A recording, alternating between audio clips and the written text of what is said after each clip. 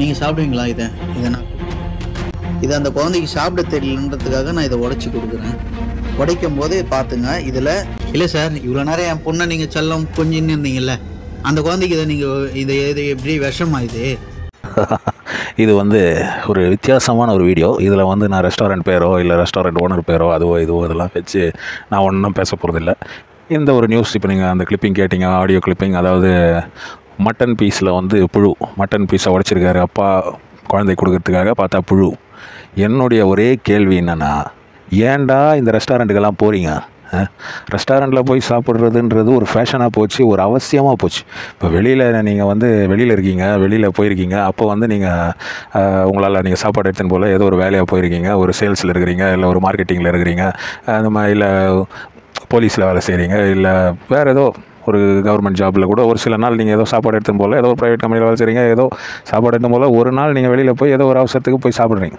ஆனால் இதே ஒரு ஃபேஷனாக வாரம் ஒரு நாள், 2 நாள், 3 நாள், 4 நாள் பார்சல் வாங்கி சாப்பிட்றது, 2 நாள் ரெஸ்டாரண்ட் போய் சாப்பிட்றது. வாரத்தில் ஒரு நாள் ரெஸ்டாரண்ட் போகலன்னா நம்ம சில ஹவுஸ் ஒய்ஃபுகள் பார்த்திங்கன்னா, வீட்டில் இருக்க அம்மாவங்க இருக்காங்க பாருங்கள், அவங்களுக்கு தூக்கமே வராது. அந்த மாதிரி நிறைய வீட்டம்மாவங்க இருக்காங்க. என்ன ஏங்க ஐயோ, அந்த காலத்தில் மனுஷன் வீட்டில் சாப்பிடுவான், தூரம் போய் கக்கூஸ் போவான்.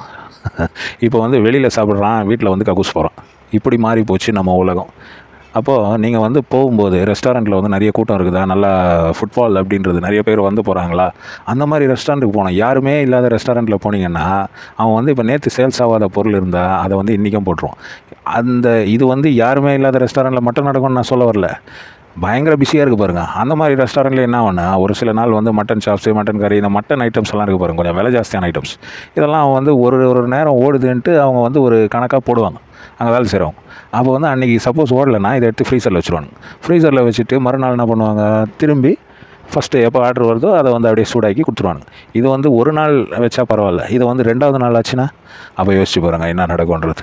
இந்த மாதிரி ஒரு விஷயம் இருக்குதுன்னு தெரிஞ்சே மேக்ஸிமம் வெளியில் சாப்பிட்றத அவாய்ட் பண்ணாமல், இல்லை வெளியில் சாப்பிட்டே ஆகணும், வெளியில் போய் ஆகணும், அதுதான் ஒரு என்ஜாய்மெண்ட் அப்படின்ற மாதிரி அந்த ஒரு கண்ணோட்டம் இருக்குது பார்த்தீங்களா, அப்படின்ற ஒரு ஆட்டிடியூட், ஒரு சிந்தனை இருக்குது பார்த்தீங்களா, அது என்னன்னு சொல்கிறது, ஒரு பழக்கம் இருக்குது பார்த்தீங்களா, ஒரு ஹேபிட் இருக்குது பார்த்தீங்களா. அந்த ஹேபிட் என்றைக்கு போகுதோ அன்றைக்கி தான் இது திருந்தோம். இப்போ ஒரு தெருவில் எத்தனை ரெஸ்டாரண்ட் திறந்து வச்சுருக்கானுங்கன்னு நீங்களே பார்த்துருக்கீங்க. எல்லோரும் நம்மளாம் கவனிக்கிறது தான். ஆனால் நம்ம அதை கவனிக்காமல் விட்ருவோம். நிறைய பேர் அதை பற்றி கவனிக்க மாட்டாங்க. அவங்க வேலையில் பிஸியாக இருப்பாங்கன்னு வைங்க. ஏன் இவ்வளோ ரெஸ்டாரண்ட் தொடங்கினா, ஏன் இவ்வளோ பேர் ஃபுட் பிஸ்னஸில் வராங்க? அந்த காலத்துலலாம் பார்த்தீங்கன்னா ஒரு சரவண பவன் இருக்கும், ஒரு 4 மிலிட்ரி ஹோட்டல் இருக்கும், வேலு மிலிட்ரி, இந்த மிலிட்ரி, அந்த மிலிட்ரி. அதில் பிரியாணி கிடைக்கும். இந்த சரவண பவன் மாதிரி ஹோட்டலில் 5000 பவன் கூட கிடையாது அந்த காலத்தில். நான் சொல்கிறது 90ஸில். அப்போ ஒரு 4-5 சைவ உணவகம் இருக்கும் தமிழ்நாட்டில். இந்த அவுட்டர் ஏரியாவெலாம் பார்த்திங்கன்னா இந்த டீ கடை மாதிரி இருக்கும். அதுலேயே தோசை போடுவாங்க, பூரி போடுவாங்க, சிம்பிளான ஐட்டம்ஸ் தான் போடுவாங்க அவங்க. அதாவது அன்னன்னைக்கு செலவாகிற பொருள். இந்த மட்டன் சாப்ஸு, மட்டன் அது ஒரு 1500 ஐட்டம் வச்சுக்கிறானுங்க. இப்போ அதுக்கு ஒரு பேர் வச்சுருக்கானுங்க.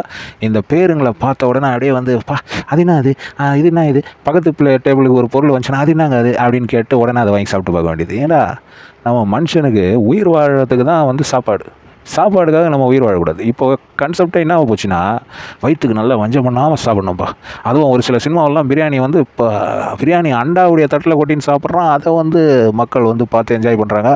அதை ஒரு சில யூடியூபர்ஸ், இந்த இர்ஃபான் மாதிரி ஆளுங்கள்லாம் அதை இது பண்ணி அதை அப்படியே ஒரு ஹைப் க்ரியேட் பண்ணி, அதாவது இப்போ யங்ஸ்டர்ஸுக்கு சாப்பாடுன்றது ஒரு ஏதோ ஒரு பெரிய ஒரு அதுதான் வாழ்க்கைன்ற மாதிரி ஆகிப்போச்சு. சாப்பாடுடைய அடிக்ஷன் தாங்க. சரக்கு அடிக்கிறதோ இல்லை சிகரெட் பிடிக்கிறதோ இந்த அடிக்ஷன் மட்டும் கிடையாது வாழ்க்கையில் அடிக்ஷன். சாப்பாடுடைய அடிக்ஷன் தான். தண்ணி ஜாஸ்தியாக குடித்தாலும் அடிக்ஷன் தான். கோக்கு, 7up இந்த மாதிரி சாஃப்ட் ட்ரிங்க்ஸ் ஜாஸ்தியாக குடித்தாலும் அடிக்ஷன் தான். இந்த மாதிரி எல்லாமே எதுவுமே அளவுக்கு மீறிச்சுன்னா அடிக்ஷன். அது பிரச்சனை தான் வாழ்க்கையில். அந்த மாதிரி தான் இந்த வெளியில் போய் சாப்பிட்றது, அதுவும் ஒரு அடிக்ஷன் தான். அதை 4 பேர் முன்னாடி போனோம், இருக்கிற நகையெல்லாம் அதெல்லாம் போட்டுன்னு போய் காட்டணும். அதில் நடுவில் ஒருத்தன் செயின் இருப்பான். செயின் எங்கன்னா பைக்கில் பார்த்து நிற்பானுங்க ரெஸ்டாரண்ட்டுக்கு வெளியில். இல்லை இவங்க மொபைல் பார்த்துன்னு இருப்பாங்க, மொபைலில் தட்டி விட்ருவான், செயின் எடுத்து போயிடுவான், இல்லை மொபைலை பிடிங்கன்னு ஓட்டிடுவானுங்க, பைக்கில் போயிடுவானுங்க. இந்த மாதிரி விஷயங்கள் எவ்வளோ நடக்குது. அப்போது ஒரு நாள் லீவு கிடைக்கும்போது ஃபேமிலியோட வீட்டில் ஜாலியாக இருக்காமல், வீடுன்றது ஏதோ நரகம் மாதிரி. அதுதான் ஏன் புரியல எனக்கு. வீட்டில் இருக்கிறதுன்றது நம்ம ஆளுங்களால் இப்போ வீட்டிலே இருக்க முடியல. வெளியில் போனோம், சரி ஒரு சினிமாவுக்கு போகிற, ஒரு பீச்சுக்கு போகிற, ஒரு பார்க்குக்கு போகிற, இந்த ரெஸ்டாரண்ட் கான்செப்ட் பாருங்கள், அங்கே தாங்க வாங்குச்சு அடி. கிட்னி ட்ரபிள், அது இது, அவனுங்க அஜினோமோட்டோ போடுறது, இது போடுறது, சக்கரை போடுறது. சாம்பாரில் எவனா சக்கரை போடுவானாங்க? நீங்கள் போய் செக் பண்ணி பாருங்கள், முக்கால்வாசி ரெஸ்டாரண்ட்டில் இன்றைக்கி சாம்பாரில் சக்கரை தான் போடுறானுங்க. சக்கரை போட்டு அஜினோமோட்டோ போட்டு அதுக்கு ஒரு ஸ்பெஷல் டேஸ்ட் வர வைக்கிறானுங்க. அந்த டேஸ்ட் இருக்க சாம்பார் நம்ம வீட்டில் தலைகீழ நின்னா கூட வராது. ஆனால் சக்கரை போட்டால் வந்துடும், தலைகீழ நிற்க வேணாம். அதுக்கு வந்து அந்த காலத்து ஆளுங்க வந்து என்ன சொல்லுவாங்கன்னா, பொண்டாட்டி சரியில்லைடா, இந்த காலத்து பொண்ணுங்களே சரியில்லை கிடையாதுங்க. இந்த காலத்து பசங்களும் சரியில்லை, பொண்ணுங்களும் சரியில்லை. பொண்ணுங்க கூட ஓரளவுக்கு அட்ஜஸ்ட் பண்ணிக்கலான்னு வைங்க. இந்த பசங்க பண்ணுற அலப்பறம் இருக்க பாருங்க, ஐயோ. அதாவது சரக்கு அடிக்கணும், அது கூட சில்லி சிக்கன், பில்லி சிக்கன், அது கூட ஒரு அந்த காலத்து மாதிரி ஏதோ ஒரு ஃபிஷ் ஃப்ரை, அது இந்த மாதிரி பொருளுங்கள்லாம் வாங்கி சாப்பிடவே மாட்டானுங்க. அது ஏதோ ஒரு ஃப்ரூட்ஸு, 4 வெஜிடபிள், அதெல்லாம் வந்து கிடையவே கிடையாது. அப்புறம் வந்து 25 வயசில் என் கிட்னி போயிடுச்சு, 30 வயசில் வந்து எனக்கு ப்ரெஷர் வந்துச்சு, 25 வயசில் ப்ரெஷர் வந்துச்சு, அவன் ஹார்ட் அட்டாக்ல செத்துட்டான் மச்சி, நம்ம கூட லாஸ்ட் வீக் கூட தண்ணி அடிச்சான் பாரு அப்படின்ற அந்த கதை. அது கூட பார்க்க போடுறது. இந்த ஊரில் இப்போ ஜாஸ்தியாக இருக்கிற 2 விஷயங்கள், கடைன்னு தான் நான் சொல்லுவேன் அதை.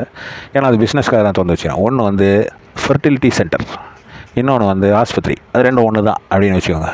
அடுத்த கடை என்னென்னா ஹோட்டல். எத்தனை ஹோட்டல்டாக தொடங்குவீங்க? ஏன்டா அது தொடங்குறானுங்க எல்லாம் லாஸ் தான்.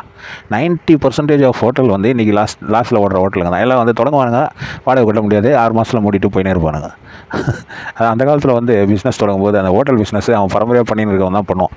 நான் வந்து ஜாதி கதையோ அதெல்லாம் எடுத்துன்னு வரேன்லாம் நினைக்காதீங்க, அப்படிலாம் கிடையாது. ஆனால் அது வந்து அந்த நல்லா இருக்கும் அந்த டேஸ்ட்டு, அது இது. இப்போ வந்து அந்த காலத்தில் வந்து சைவ உணவகம், அதில் வந்து போய் நீங்கள் சைவ உணவகம்னு பார்த்தீங்கன்னாலே வடை நல்லாயிருக்கும், காஃபி நல்லாயிருக்கும், இட்லி நல்லாயிருக்கும், தோசை நல்லாயிருக்கும். இப்போ வந்து மிலிட்ரி ஹோட்டல் அப்படின்வாங்க, அது வந்து அசைவ உணவகம், மிலிட்ரி ஹோட்டல் தான் சொல்லுவாங்க. அப்போ அதில் போய் பார்த்தீங்கன்னா பிரியாணி சூப்பராக இருக்கும். அவன் பிரியாணி, சாப்ஸு ஒரு 4 ஐட்டம் தான் வச்சுருப்பான். கொத்து பரோட்டா, அப்புறம் வந்து என்ன சொல்கிறது, அந்த பாயா, இந்த மாதிரி ஒரு 4-5 ஐட்டம் தான் இருக்கும். அதை தான் சாப்பிட்டுன்னு ஜாலியாக இருந்தாங்க, ஒரு பிரச்சனையும் கிடையாது. அது மட்டும் இல்லாமல் அந்த காலத்தில் வந்து பஸ்ஸில் வருவாங்க, அப்போ வந்து நடப்பாங்க. இப்போ வந்து நடக்கிறதும் கிடையாது. வீட்டிலேருந்து ட்ருன்னு வண்டியில் ஏற வேண்டியது, ட்ருன்னு போக வேண்டியது, இறங்க வேண்டியது. இப்போ ட்ரெயினில் போகிறவங்க கூட வீட்டிலேருந்து வண்டி எடுத்து போய் ஸ்டேஷனில் வச்சுட்டு தான் அவன் ட்ரெயினில் போகிறான். எவனா நடந்து ரயில்வே ஸ்டேஷன் போகிறானா? கிடையாது. நடக்கிறவன் வந்து பழம், ஆனால் அவன் உடம்பு வந்து பழமாகாது, அவன் வந்து காயாகவே இருப்பான். அதுதான் வந்து நம்ம ஆளுங்க புரிஞ்சிக்காத விஷயம். இதை வந்து இந்த டாபிக் இதை பார்த்தபோது, இந்த நியூஸை பார்த்தபோது எனக்கு வந்து ஒரு சைடு வந்து சிரிப்பு வந்தது, இன்னொரு சைடு கோவம் வந்தது. ஆனால் ஒரு சைடு வந்து சிரிப்பு தான் வந்தது. ஏன்டா போகிறீங்க இந்த மாதிரி? கையில் இருக்கிற காசை கொடுத்து கடிக்கிற நாயை வாங்கினா அப்படின்னு ஒரு பழமொழி சொல்லுவாங்க. கையில் இருக்கிற காசை கொடுத்து ஏன் இந்த மாதிரி வேலைகளை மாட்டுறீங்க? நம்ம கஷ்டப்பட்டு சம்பாதிச்ச காசை 700 ரூபாய் 600 ரூபாய் ஒரு டிஷ்ஷுக்கு கொடுத்து இந்த மாதிரி பெரிய பெரிய ஹோட்டலுங்களில் போய் அது வந்து சாப்பிடும்போது இது தேவையா? அதுதான் என்னுடைய கேள்வி. இது தேவையா அப்படின்னு கேட்டால், உனக்கு தேவையில்லைனா நீ சாப்பிடாத அப்படின்வாங்க. நான் சாப்பிட்லப்பா, நீங்கள் சாப்பிட்றது எப்படியோ சாப்பிடுங்க, சாப்பிட்டு நல்லா இருங்க. ஆனால் இந்த மாதிரி ஹோட்டல்ஸ்லாம் போய் எந்த பொருள் கிடச்சாலும் அதை வந்து இந்த மாதிரி 4 தடவை புட்டு பாருங்கள். ஒரு வேளை உள்ள புழு இருக்குதா, இல்லை தேள் இருக்குதா, இல்லை பூரா இருக்குதா, என்னத்த சொல்கிறது.